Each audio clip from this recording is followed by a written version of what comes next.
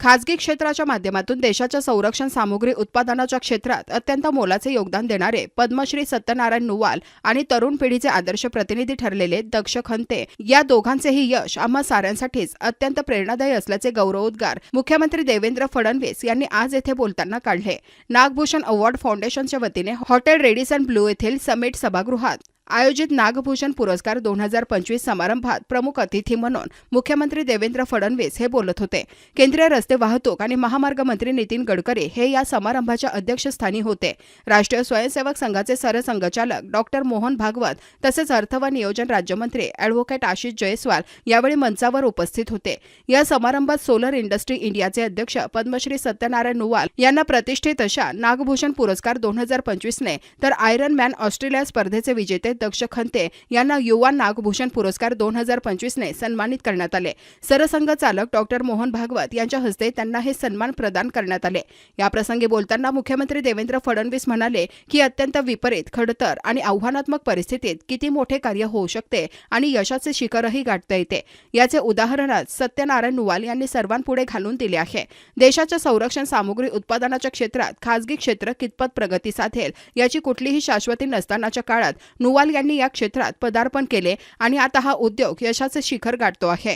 जगातील सर्वोत्तम दर्जाची शस्त्रास्त्रेही भारत तयार करू शकतो हे या निमित्ताने आम्ही दाखवून दिले आहे। ऑपरेशन सिंदूरमध्येही सोलर इंडस्ट्रीच्या योगदानाची अत्यंत मोलाची भूमिका राहिलेली आहे, याकडे मुख्यमंत्र्यांनी लक्ष वेधले।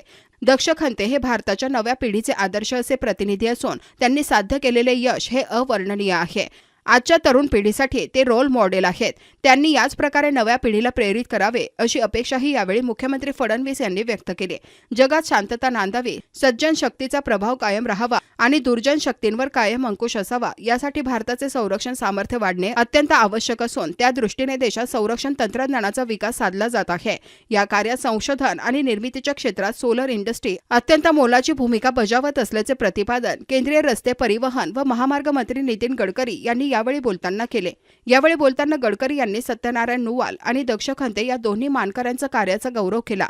या दोघांचे आपापल्या क्षेत्रातील यश कायम इतरांना प्रेरणा देणारे ठरेल असा विश्वासही गडकरी यांनी यावेळी व्यक्त केला। सत्यनारायण नुवाल आणि दक्ष खंते यांनी साध्य केलेली कामगिरी कायम इतरांना प्रेरणा देणारी ठरेल असा विश्वास राष्ट्रीय स्वयंसेवक संघाचे सरसंघचालक डॉक्टर मोहन भागवत यांनी यावेळी बोलताना व्यक्त केला।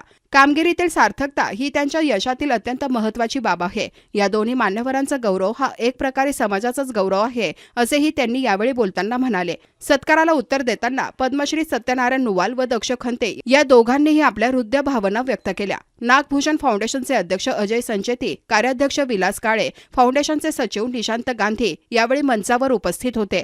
कार्यक्रमास मोठ्या संख्येने मान्यवर मंडळी उपस्थित होते। आगामी काळात नागभूषण पुरस्कारांना देशव्यापी स्वरूप दिले जाणार असल्याची योजना यावेळी फाउंडेशनच्या वतीने मांडण्यात आली।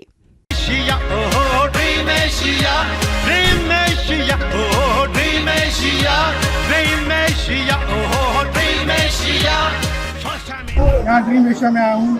वहाँ का अनुभव मुझे बहुत अच्छा लगा। बहुत अच्छा लोकेशन है, बहुत अच्छी सभी चीज़ अच्छी है। सभी से रिक्वेस्ट है, आप फैमिली के साथ यहाँ आ सकते हो और अपना अनुभव ले सकते हो आके। एंट्रेंस एक डिफरेंट टाइप में था जो बाकी जगह नहीं है। Overall experience at Dream Asia was very good and the most best part I have like was the fire show and the dance which was performed at the last 6 o'clock and it is built recently, so everything was neat and clean.